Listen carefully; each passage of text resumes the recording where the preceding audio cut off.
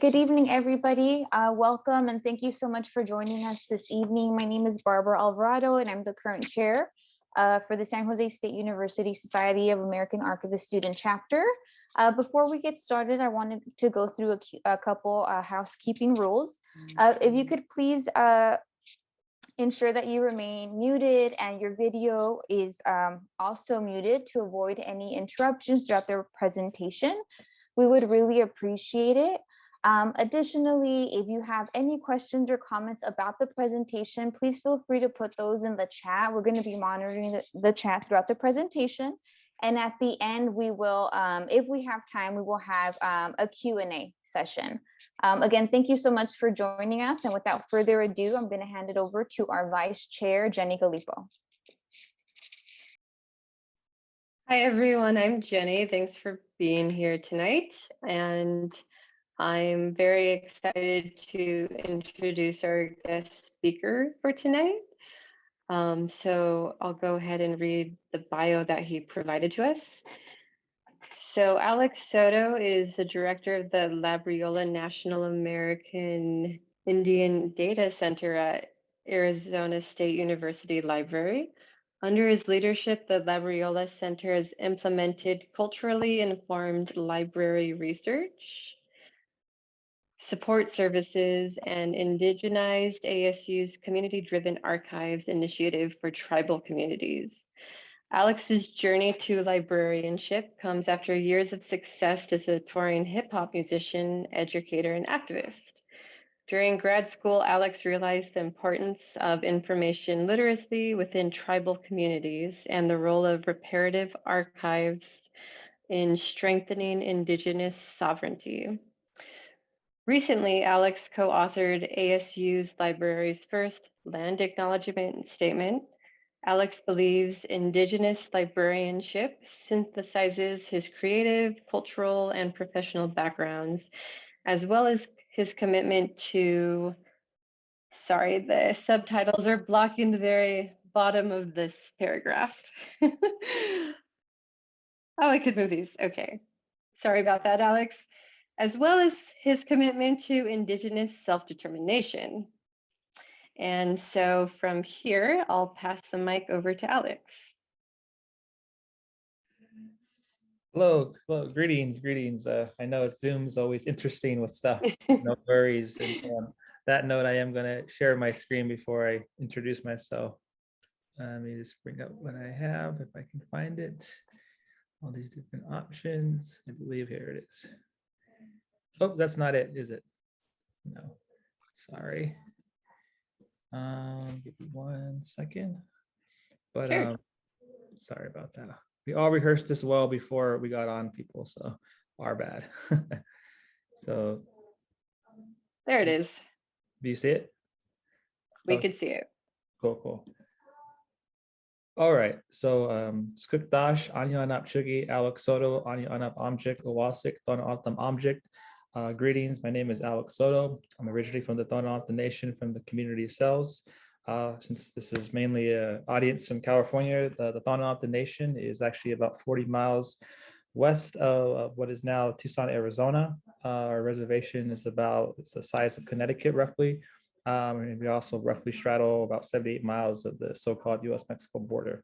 And so that's where I'm from. And so in relation to that, well, before here's the agenda overview of how this conversation will go. And I'm just happy to be here. I'm glad this finally came together. I know I've been emailing folks for a while about this presentation. And I know with COVID and just various other things, delays happen and all that. So no worries. I'm now here to share. And so, yeah, I'll be touching on really, I guess, my work here at the Labriola Center. I will say when I was initially contacted, I was still a grad student, and part of my journey is unique because my drive to really, do this work, and you'll see how it relates to not just, the profession, but also my home community, and also how it relates to supporting students here at ASU, Indigenous students and folks wanting to learn about Indigenous peoples, especially for the archives. And then from that, more or less being promoted, we'll say, which we'll get into that later in terms of my official role now, and also now as a director here at the Labriola Center, and what does that mean for Indigenous librarianship here at ASU, and how that ties to what was mentioned in my bio around community-driven archives and Indigenous data sovereignty. And so it will be a lot, just a disclaimer, just because a lot of the work we're doing is so hand in hand with community work, but also it definitely ties into some of the core aspects of LIS and a lot of the core readings I remember reading in library school. And so on that note, in relation to the lands that we're on here, at least in Phoenix, as an O'odham, traditionally, ancestrally, ASU occupies the territories of the O'odham and the Peepash. And just to get some clarification, when I say O'odham, O'odham refers to how we as Indigenous people in this region refer to ourselves as people. Many tribes, a lot of times their traditional name to themselves is the people. And so for us, O'odham is people. In the case of me, I'm Tohono O'odham. And so as you can see on this map, this is before there was colonial lines, and our territory goes into what is now Mexico, roughly from the area of central Arizona down into Hermosillo, Mexico. And there's definitely a lot of areas where it kind of overlaps with other O'odham areas, but Tohono meaning desert. So I'm a desert person. And up here in Gila River or Phoenix, the Acapulco O'odham, Acapulco means river.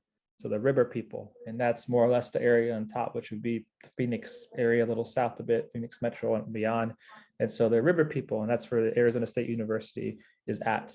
As you can see, there's another O'odham here. It says Hiachin O'odham. Those are our other relatives, the Sand people. And as you'll hear later, I have a student worker who's a Sand person, and according to the anthropologists, they're extinct. But I'm looking at her right outside our office right now, and she's live in the flesh, but we'll get into that part of the presentation. But I just wanted to say that because instead of sharing a land acknowledgement statement, for me, beyond statements, this is where I'm from and how the work of Labriola is centered, which you'll see sprinkled throughout this talk, and how it relates to archives, how it relates to information access or restriction, and how it relates to, of course, our engagement with our communities, starting here at ASU and beyond. And so I just want to note that because I know a lot of times it's a statement and nothing against those, but as an Indigenous person here, I just wanted to show where I'm from, minus the colonial scars that are on our territories. So going into that, or as I was talking, here's our statement. Just to note, we do have one, as mentioned in the bio. I was part of the one of the co-authors around that. Should have had that up in the last slide, but yeah, I mean, this is more or less our commitment here at the library. And I think beyond the general ones that we hear our universities read, or our institutions want to draft desperately in light of EDI work, our statement is very focused within the library. Let y'all read it as I'm talking, just to note that within the library, there's clear areas where we should be advocates for Indigenous knowledge and advocates for Indigenous methodologies. And so that's the core takeaway from this. And as you'll read throughout or hear throughout my presentation, on my end, being one of those advocates from a Native library-based unit, that's where the work is at. And so we'll get into what it means beyond Labriola, because it shouldn't just be the natives doing the work. And so I'll go into the next slide. And so as mentioned, ASU is within O'odham territory. For those unfamiliar with ASU, it's a massive, university here in Arizona. We have 4 campuses. I won't get into all the numbers and stats of the size and, capacity. And then, this is what ASU means here in Arizona. But yeah, it's definitely a huge university, just like any, but we do have 4 campuses with 9 separate libraries. So within that, I just want to state that the Labriola Center is an Indigenous library within a library. And so the full name, Labriola National American Indian Data Center, it's quite unique, and I'll get into how that intersects with archives and also this with research, but more or less we're an Indigenous library. And really starting under my time here, being an Indigenous driven library, Indigenous led library, because Labriola was formed in 1993 under an endowment. And from that time period, initially it was a collection, and also was founded by a non-native person named, his name was Frank Labriola. So that's where the name comes from. I get a lot of questions on that. And so it was a non-native person who worked in the Gila River Indian community, which is an O'odham reservation south of Phoenix, Arizona. And so his time working in Gila River, meeting O'odham and wanting to give back, he decided to more or less establish an endowment, which was very important with the trajectory of where I'm going with this presentation, because it does give us some financial autonomy compared to, other units that may or may not be, fully funded in some degree. And so with that endowment, it's been able to initially establish a collection. Throughout the 2000s, it became more of a community center. And fast forward to all the fine folks in the picture here, which is my staff at the time of this photo, because we have grown even since that time. And so here's just some of the bullet points I mentioned a moment ago.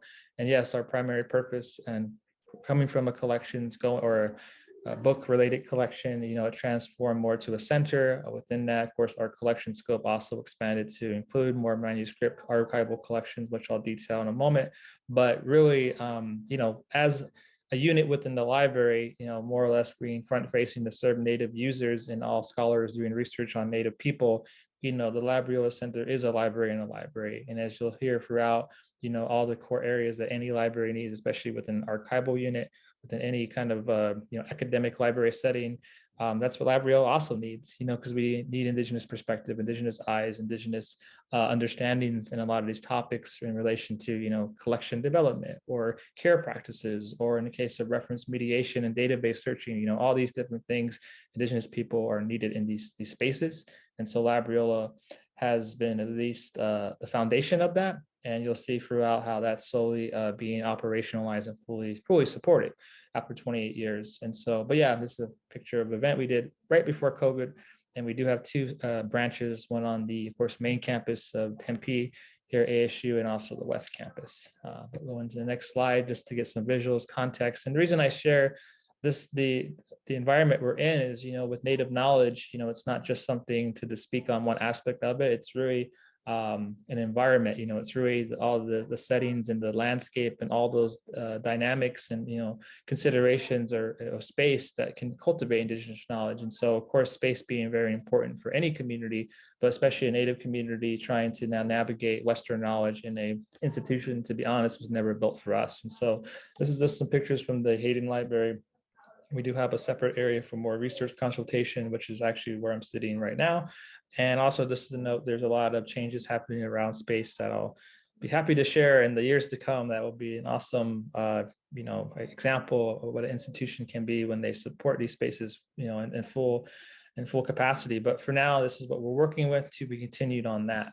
In addition to that, we have this nice customized table, and again, kind of reflecting Indigenous knowledge, because within the designs here, it is basket work from folks, artists from the Salt River Pima Maricopa Indian community, which is another O'odham community just north of here, 10 minutes away. And so with Labriola, we definitely we create that environment for an Indigenous knowledge zone, so we can access our archives, or so we can have consultation, research consultation with librarians. And so, of course, you see our part of our collection behind there. And then there's the West Campus. Our distinctive collection can be seen in the background of my awesome student workers who are there taking photo ops. but yeah, there's a whole other part of that, which I'll get into in a moment.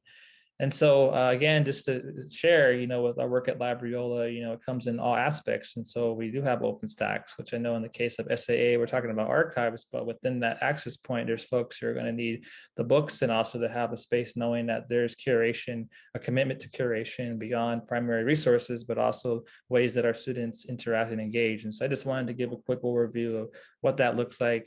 It's very unique to have any library space, let alone one that's curated by Natives, to have Native books by Native authors, touching on Native topics and Native themes, to show that there's a wide range of Indigenous knowledge, and it's not just the stereotypes and anthropologists writing about us and so on. And so just an example. And of course, there's always ways to tie these books into how were these books developed? How were they created? And that leads to primary sources and all the materials within archives. And so within that, we have a distinctive collection and a manuscript collection. And so again, as I mentioned, the scope did change throughout the past 28 years, 29 years, and still evolving. But we do have thousands of distinctive collections materials, some of which are very unique, one of a kind, of course, from Native communities. A lot of times, community publications, DIY type of approaches, we'll say, back in the throughout the past century, really trying to share Native knowledge. And you see a lot of that in the language books and anything around language revitalization. You see some of these resources that were kind of one of a kind, one-offs to help at the time, help the folks learn the language, or maybe write in the language. And then now fast forward, since so much has been lost or, forgotten, because our languages are not lost, it's just forgotten, that, those materials could be used now in a different context. And so, and speaking from my own tribe as O'odham, there's plenty of those type of materials. You start to see those trends within distinctive collections of that type of scope of other tribes are going through similar. And so you kind of, for working with a student or a scholar, just to show that range of cultural revitalization work, although back then it was separate and folks were unaware of what was what.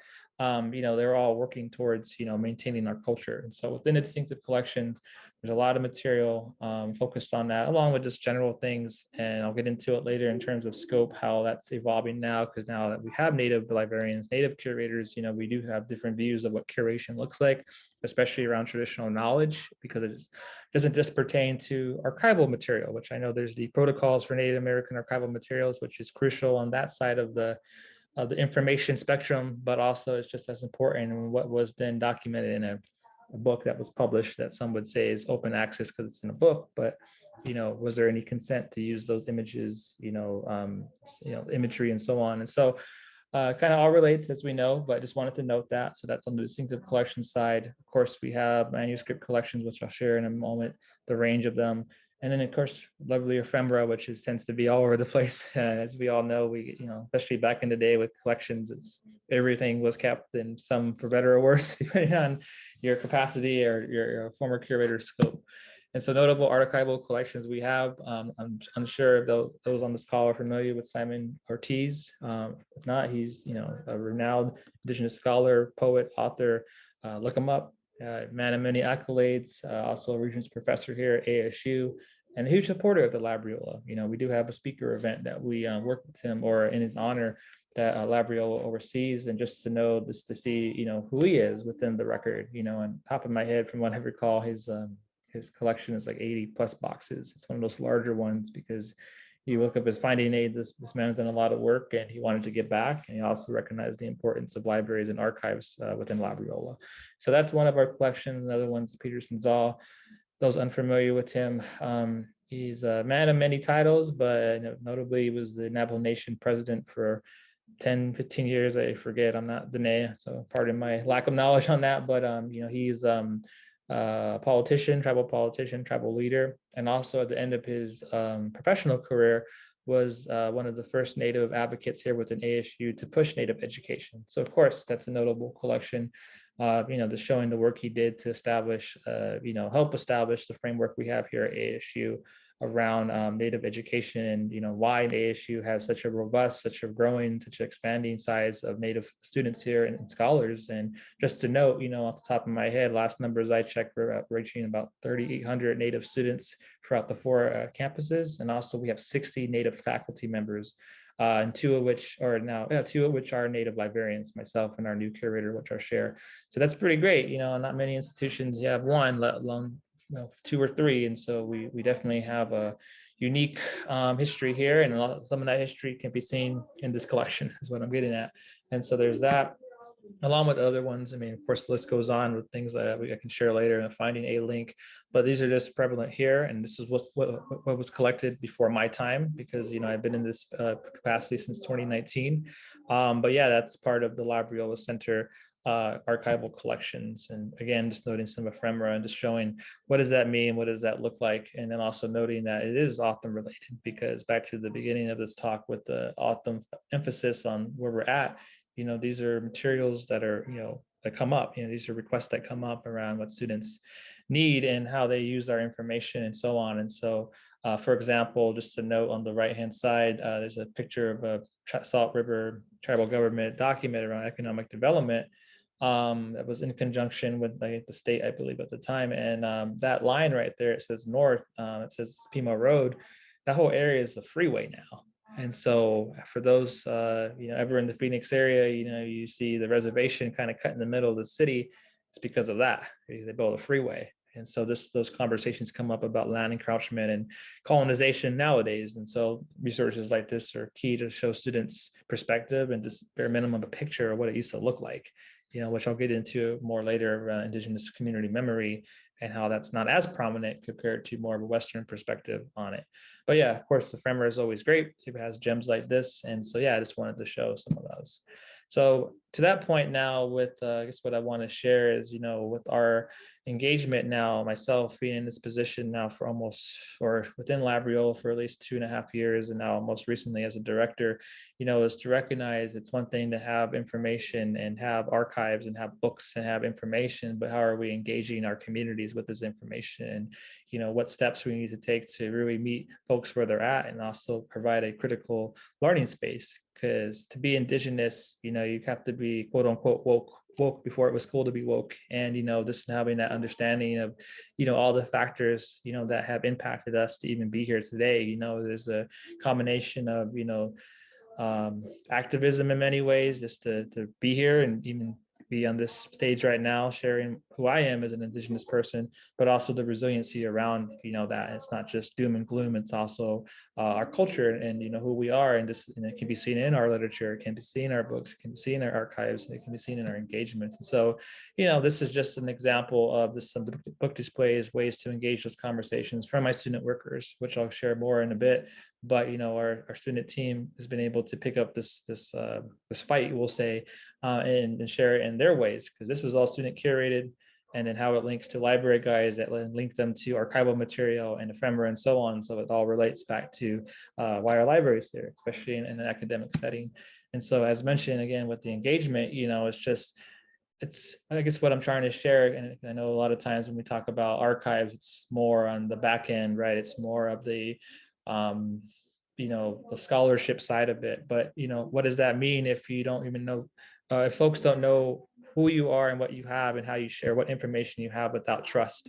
And I think with Labriola, we are a pillar of trust within the library unit to really be a point of entry, where they can be exposed to all the archival aspects of what we do. But as we probably know on this call, especially for our own educational experiences, we didn't really use archives maybe to grad school or maybe the end of our undergraduate. And so knowing that you have to meet them where they're at and be able to do a wide range of events and ways to engage and have this conversation, and then know, oh yeah, by the way, if you want to continue in this area of discipline, you probably should look into archives, and you should probably look into what does that look like. And so example, it's looking at the range of engagements, it could be book talks, it could be with our National Book Award series we do. We're coming up on our 14th annual, this is from a couple of years ago, or even for our open mic sessions where these conversations come up. And in the case of a librarian or an archivist, you're like, well, like you can totally refer them to, our finding aids on this, or our OpenStax books on this, or a future event. And so, it's very interconnected. And I know a lot of times folks talk about this type of engagement on such a systematic level and, as if it can easily be done. But, even within our own unit of the library, it's been extremely, it's not extremely difficult, but a commitment to really provide and create that Indigenous space. And so, yeah, I just wanted to just show that because, I think it's important to show the community and what we're doing, but also to show how or highlight how that relates back to, information and the different types of information and how do you access that information and, the different type of information mediums or fixated items they're in. And so, of course, want to show some faces here because, it's always good to see our people, but, all these events have been able to really introduce and reestablish Labriola here at ASU, and also to show how, someone can have access to the community. For a lot of our students, they're first generation or they're far removed from their home communities because they're, from the res and other places. And so that, we want to make that home away from home and be able to, provide that's culturally safe space, but also to say while you're here, you definitely should be passing your courses, but as Indigenous people in a space that's never meant for you, know that you have a support system like Labriola that can be able to back your papers in that kind of standpoint of affirming your knowledge. Because as Native people, we've always had to affirm our knowledge in Western society. And as we all know here, the quote unquote record, having the proof of evidence behind us shows that what we're talking about, and here's the facts. And so I think back to archival material, it definitely is powerful, but how is it powerful? No one knows about it. And so a lot of that, is kind of building that trust within the community. And I won't get into all these photos, but these are all spaces and faces that have been able to really show the range of Labriola. And our I guess, commitment to that conversation and commitment to be able to keep community input while also being professionals, right? As someone who is on a tenure track, as someone that needs to, hit certain, metrics, it's, for me, it's never been about, the number of people and the number of relationships we build. It's about the quality of those relationships. So, and luckily I have support here within the ASU library system from leadership that understands that. And I can share more at the end how that came to be, because it's quite interesting sometimes working with non-natives in these spaces. And so with that, I wanted to just note we're more than research.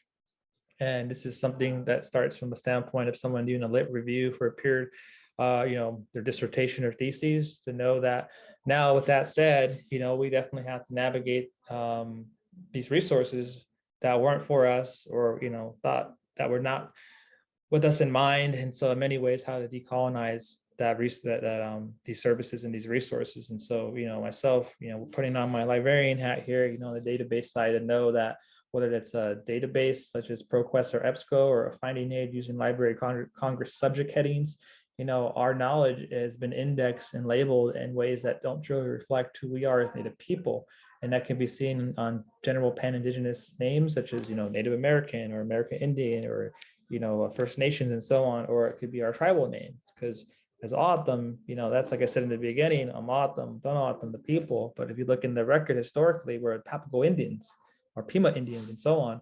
And so knowing that, it's a lot to navigate college in general, but then also knowing that you need to develop complicated search strings, which I know this is not a database presentation, but to know that that's part of the work. And I won't get into my Boolean operators here with the ends and slashes and ones, but this is part of how we as Native people have to find our information and do it in a strategic, efficient way. And also, what does that look like with our tribal communities? Looking at Navajo, as mentioned, that's the colonial name, as the Ne people, that's how they refer to themselves. This is one example of how I've had to conduct these search strings and work with faculty and researchers to know that it is complicated to find Native knowledge, because it's across all disciplines in different ways and indexed by non-Native people, which when you look at finding aids, it comes from the same standpoint, the same issues, the same core issues, Library of Congress subject headings. And so on that note, I just wanted to know how our stories, are not separate, and this quote here from Dr. Brian Brayboy, who's a faculty here at ASU, it's, stories are data too, and to note that how our voices should be heard in these spaces, and it should be validated, and we shouldn't have to work twice as hard, 4 times as hard, and so on, but unfortunately we do. And to know that this comes from that knowledge, that space of, community as Native people. We have a lot of lived experience. We have a lot of, our own lived experiences, and, knowing what was, or listening to what was shared by our relatives, and understanding those values and how it ties to knowledge, and how knowledge is produced, and how it is created, say, in here in academia. It all goes back to your roots. This is just a quote that my grandfather told me, because our emic, is O'odham, that's our family trees. And that sounds kind of cliche to know your family, right? But when your family's across in Mexico, separated by the US-Mexico border, and all you're doing is trying to go to ceremony to, maintain the culture, you're going to be, you're going to have a wake-up call. You're going to understand that, it means a lot to be Native. And what does that mean to maintain that ceremony and maintain that memory, and, or not really memory, but maintain that ceremony or that practice and so on. And so all these things relate. And I think that's why I'm noting this, is because when you're in archives, when you're doing research, or in an academic library or non-Native institution,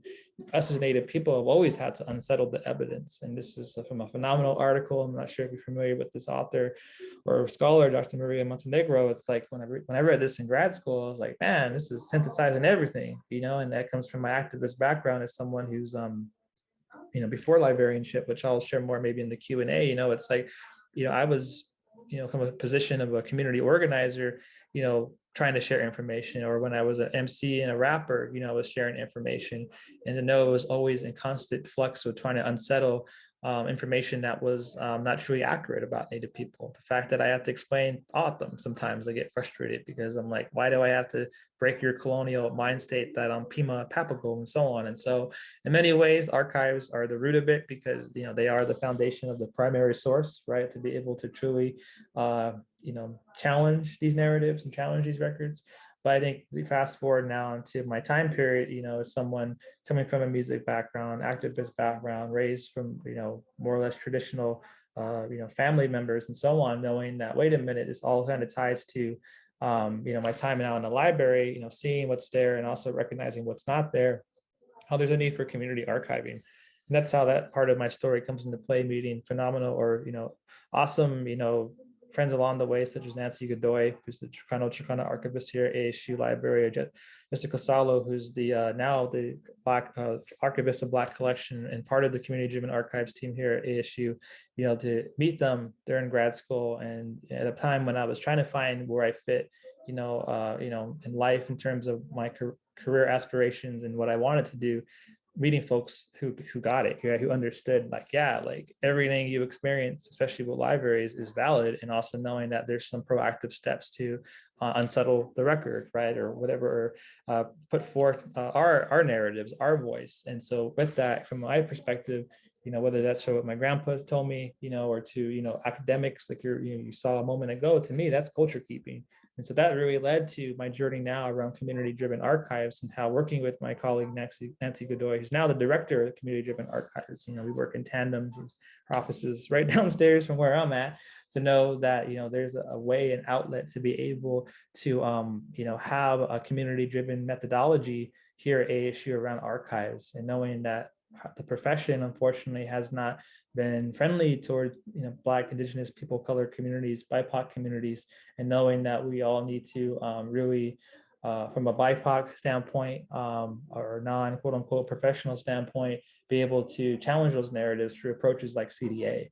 And so, this my end at Labriola started in 2019, learning about this work in support with Nancy and Jessica and others at the time, were able to adopt those services here at ASU within Labriola, and to be that Indigenous side of it. Because as we do this work, and Nancy's the first one to tell you, as a Chicana person, she may not fully be able to embed and meet and be able to connect with my people, vice versa, similar, to her communities and so on. So it's important to have that familiar face in that space, but also to know that, in the case of us, it can mean something that's a little different than maybe what it means to another community. And we all have those different, I guess you would say, a relationship with memory keeping, and what does that mean? And so that's the backdrop of the initiative, but also leading into the why. And I kind of noted on this with database searching, just because we're archival captives in the record, and how our narratives are usually of extinction, or how we're a vanishing Indian race, or all these stereotypes and so on. And so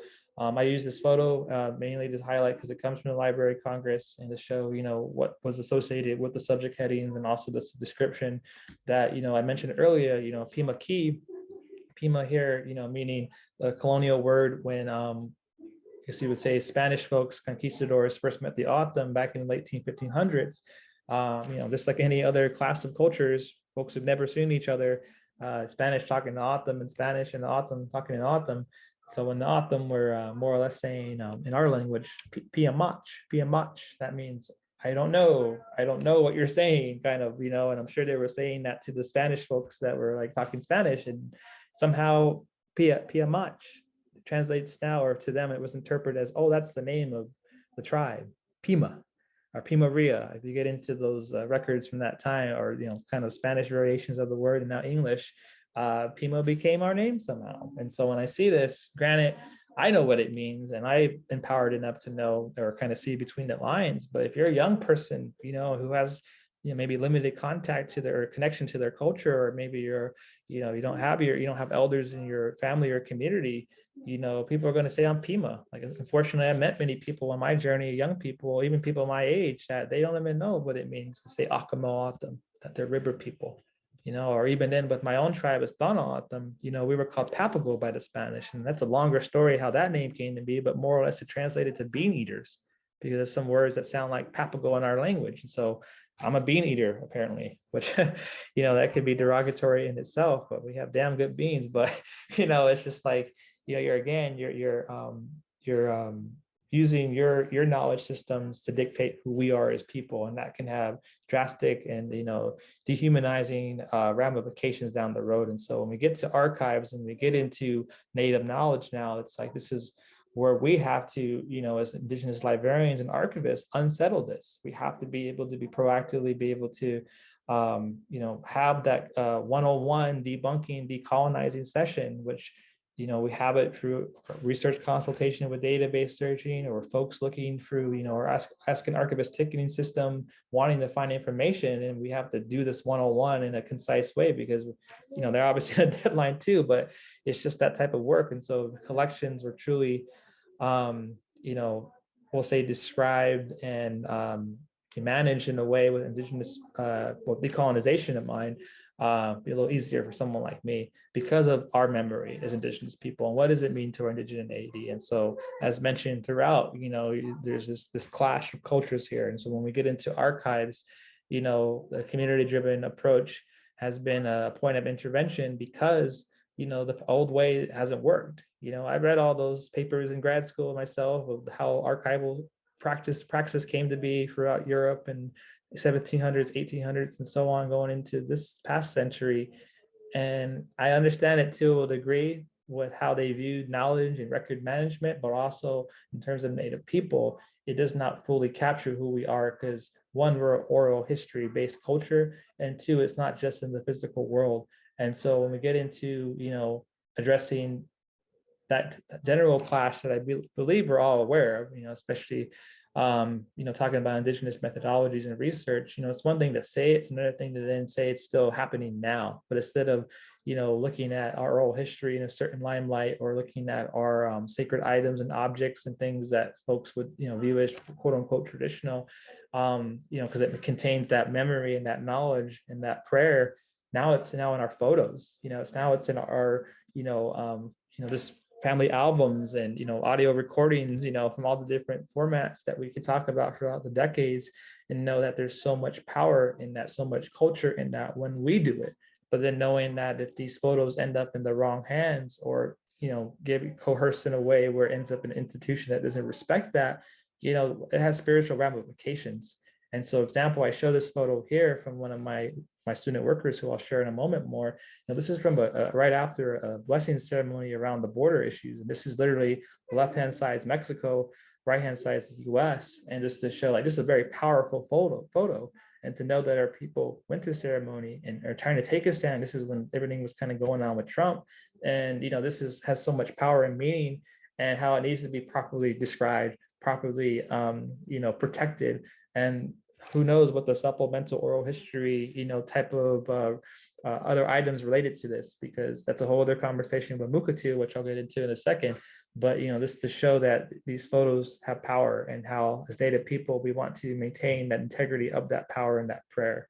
And so going into, again, what I was saying, our lived experiences, and, this work is really a space that's intergenerational, intersectional, and definitely helping us reimagine archives. And so when me and my colleague Nancy, who we had lunch yesterday, or just kind of recapping where things are at in life, it's just a trip to know, being exposed to her work and what, under her, given her blessing, you would say, and her support to continue it with Labriola, has so much more ramifications that she can ever imagine, because she's not Indigenous and that, or isn't, identified as Indigenous. So, this work is a tool for decolonization. It's a tool for cultural resiliency, and all it is just memory, right? And preserving it in a good way.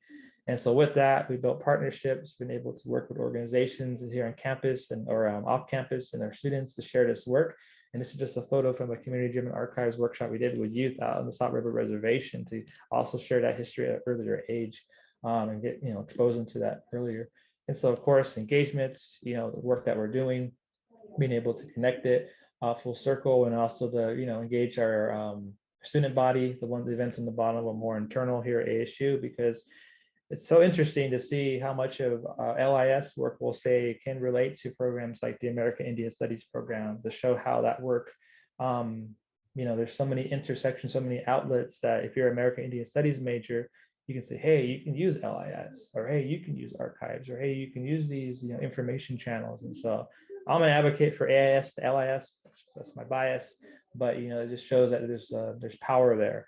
And I'm just providing one example of that now as a director at the Labriola Center. And then the other photo on the far right, top right, it was community partnerships, working with tribal institutions, tribal museums, tribal archives. And so example, this was with the Tohono O'odham Cultural Museum, my home community, and was a sponsor or a collaboration between us and their archivist, who is also an Indigenous archivist as well in Dene, Abajo, and Chicano. And just to show like, this work is needed, on the reservation as well. But of course, we want to support community initiatives and not, co-op, we'll say, other folks doing the work. And so to that point, to the end of what I wanted to share is that in my time here at Labriola, kind of getting back to the bigger picture, just sharing it to our students, sharing it to our student archivist team and librarian team. And I say student librarians and archivists mainly because, we're all archivists. We're all doing this work, and unfortunately, how this world works, we need some snazzy degree and acronyms behind our name to be able to affirm that. But I'll be able to, sorry, someone's doing that. But able to, share this. It has such power, when we introduced this at a earlier age, because I didn't know much about this until I got back into school and met people like Nancy.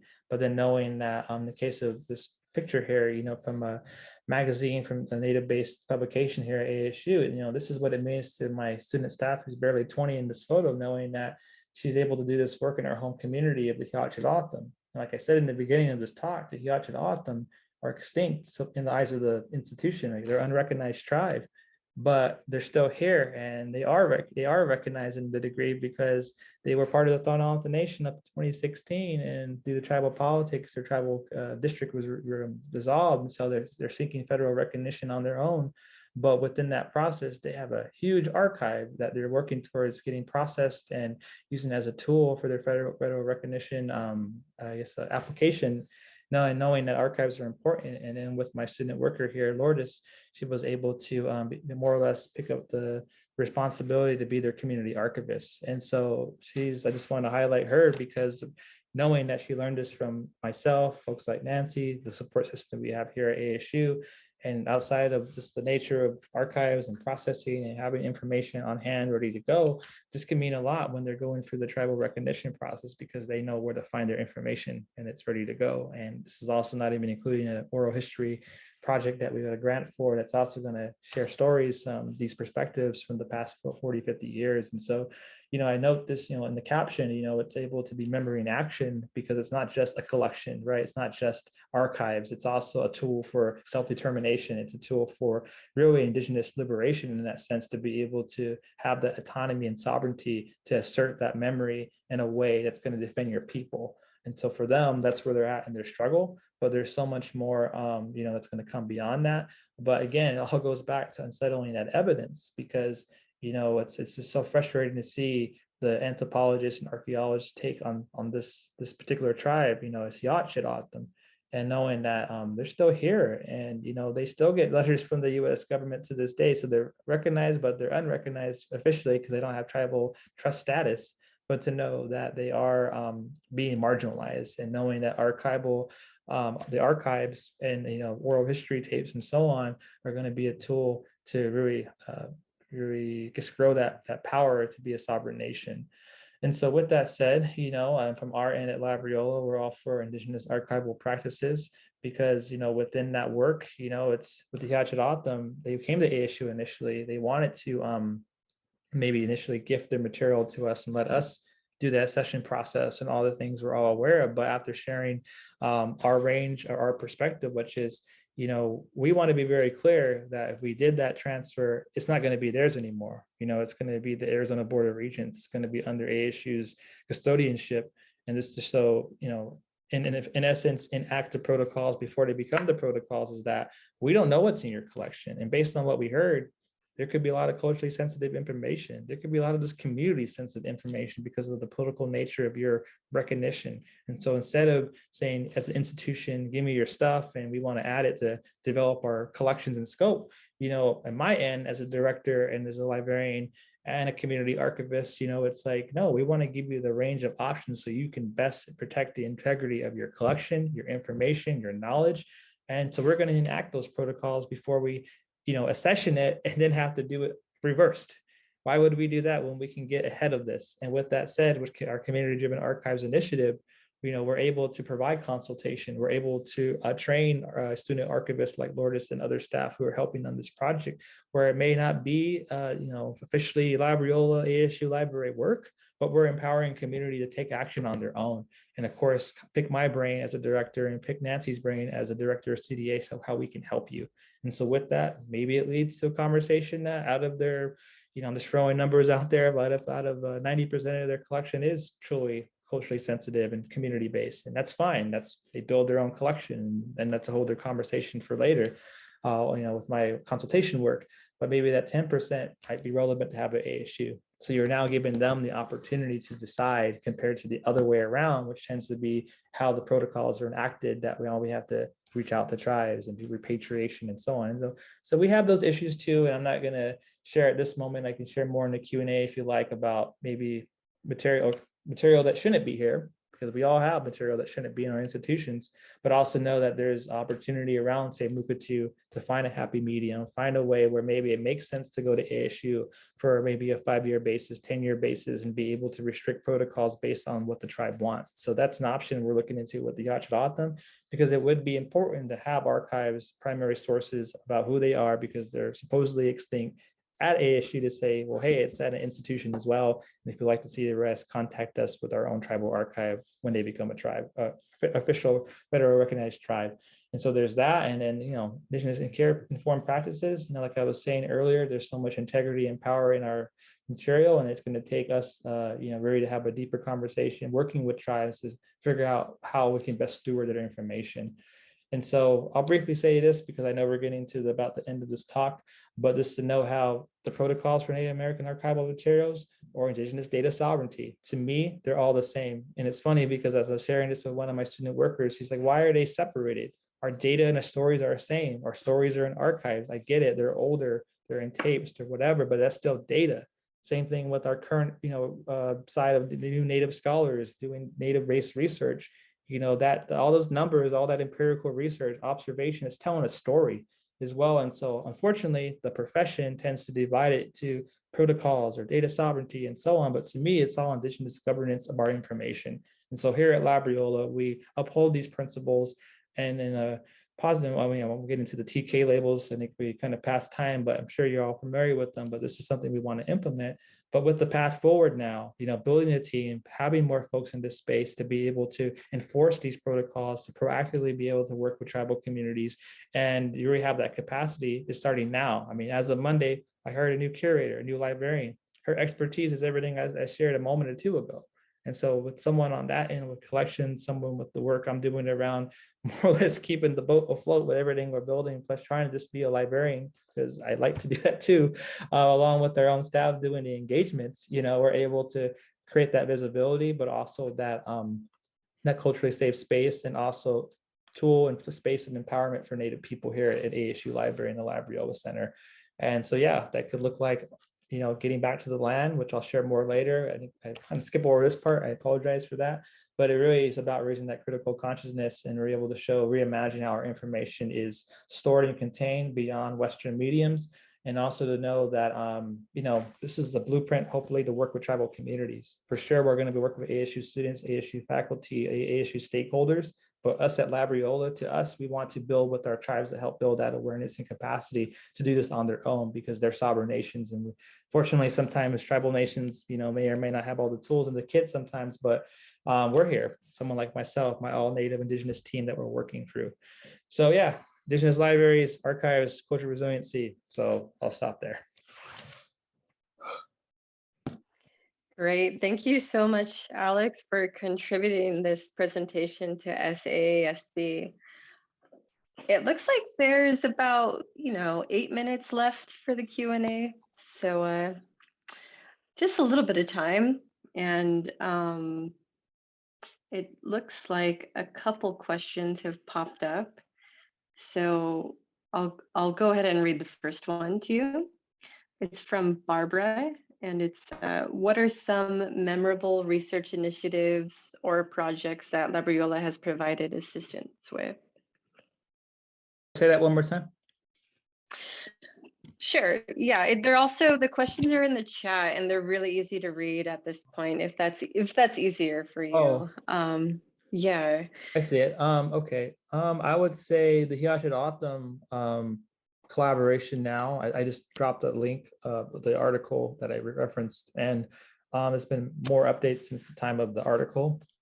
But to know how, really to see how, a lot of times in academia, it's always this whole thing of credit and, the 9 to 5 hustle and, just that grind of tenure and all those things. But with the Yachiratam, just to know that they see the value of archives and they see the importance of it, and knowing that with my student archivist here, her being more embedded, like really she's learning LIS practice here at work. And a lot of these conversations, that we learn in grad school, to see her pick that up. And, I'm actually in a couple embedded librarian classes I teach, and she's in one of them, and to see her go off about protocols or data sovereignty, and she's only a junior, I'm like, whoa, like, and she doesn't even want to be a librarian. She wants to be an intellectual property lawyer for these reasons. And so just to kind of see how it works, and to know that a project like that can really highlight a whole area of a career for tribal members, and also ultimately provide a blueprint for other tribes. As being unrecognized, they have a little more autonomy, we'll say, compared to a federally recognized tribe who may have a big budget and may have a tribal facility. But again, this is how the profession is sometimes, or lack of professionals like myself, working out of maybe older buildings that don't have the latest tech. It's hard. And so I think one of the memorable things, projects, was that. But in terms of like the research side and all that, I mean, every day, I just had moments earlier with folks coming in asking for help, but just to show that, we're contributing, we're really decolonizing research, and knowing that it opens the students' eyes up to see that makes sense now, that I can't find things because it's indexed horribly, or things are not there because of our tribal elders, understanding not to share those things, and how we have to then go maybe sit down with elders and find our own people to really gather that knowledge, because not everything is open access, not everything is recorded. And so those projects, it kind of starts with the typical, like, hey, here's a finding aid and we're going back and forth type of thing, or database searching, and then you start to see how it kind of gets into these other areas. And knowing that we have a team now to help develop that has really opened my eyes, because I think those, to answer your question, really, I mean, those projects are down the road. They're coming more and more, like the know that we can support researchers with a resource like Labriola. Like, that's unheard of in large portions of this continent. Not to be too cocky here, but it's not many Indigenous libraries within a native library or academic library with much support as we do at this point. So. Great. Yeah, thank you for that. So this next question, it's fairly long, so bear with me. It looks like there's some context around it. So it's from Sabrina, and it says, I recently saw a piece from SNAC about the need for reparative description in archives. And there was an article about ethical and anti-oppressive metadata, which is encouraging to see. It sounds like this is something Labriola would be instrumental in helping with based on this presentation. I would love to hear if Labriola has been able to share their experience in this area, and what your vision is for reparative description in archives and libraries. Well, as I see the example here, when it says the Ne versus Navajo, I think there's two conversations around metadata, and one of which is the archivist side, which is, I think, the point of this, or the focus of this question of, what does that look like working with tribes to develop their own schemas and controlled language or controlled vocabularies to be able to have culturally appropriate subject headings, and then do it in a way that makes sense based on the land that you're on. And that's all easier said than done, right? Because many times in my experience, hearing from Native scholars, faculty from across the country, or, when the questions pop up here, it's like they want that, but that really entails a commitment to work with tribal communities to be able to sit down and build that trust and relationship. And, in the case, maybe demystify aspects of what archives mean for tribal communities, and really show the commitment from, say, folks from SAA or the profession's willingness to learn, but then knowing that it's going to take time to do it, and do it in a way that respects the life ways and ways of knowing of that community. So in many ways, that's a 3 to 5 year project. And sometimes institutions, they're not thinking that way. They just think, oh, let's just put Dene in there. But then it's like window dressing in a way because you're still using a colonial database or a colonial finding aid that's just sprinkling it, making it look nice, using native words, native terminology, but then it's still under the same schema, right? The same control vocabulary, ontology structure, where it's like, well, why don't we have our own? And I'm sure you're all familiar with the work of Marissa Duarte, with this reimagining ontologies and that work. That's to me where the work needs to go. But in the meanwhile, yes, it's good to start these conversations. It's just it's a lot of work. And in my time here as director, that's what we're working towards. I hope one of these days with my new librarian, we'll do another talk here and we'll show where we're at a year from now or 2 years from now, because that's the work she does or has started to do it in her past work, but now can really do it here at ASU. And so there's that. Last thing I'll say on the more practical side, and this is more of the research, more of the librarian hat I'm wearing, that archivist hat, is at the end of the day, students are still going to have to access information using colonial terms. And so that's what the search strings we saw earlier. It's like, although it is triggering, although it is racist, although it's not quote unquote woke, it's like you still have to find that 1940, 1939 anthropologist, ethnographers take on us that was probably indexed as, Pima Indians in a primitive key or a primitive dwelling or structure or whatever. And so I think it's kind of that balance, but then just knowing as Native people, we have to navigate that, one, to get our degrees, but two, also to know why we need to fix it and why we should prioritize this. Great. Yeah, thank you. I'm sure a lot of us were really curious about the metadata and the controlled vocabularies that you're dealing with. And I feel like I'm looking at the clock now, and I think I'll pass the mic over to Barbara to make a few announcements for SAASC. Yes, thank you, Jenny. And thank you so much, Alex, for the presentation. It was wonderful. I learned a lot, and we really appreciate your time and knowledge, or you sharing your knowledge with us. And for those of you who didn't see, Alex put quite a few links to resources in the chat. So please check those out if you when you get a chance. So yeah, I just wanted to remind everybody that we have, for those interested in running to be a part of the executive board next academic year, we have an elections Q&A session next Tuesday at 6:30. So if you're interested or curious about what it is to be in a leadership position, but maybe are a little apprehensive about the workload or time commitment, or just have some questions about the different roles, please join us. It's from 6:30 to 7:30. Stop by whenever you get a chance. And we will be there to answer questions and share our experiences with you. Again, thank you so much, Alex, for the presentation, for your time and knowledge. And thank you, everybody, for joining us this evening. Have a wonderful rest of your day and week.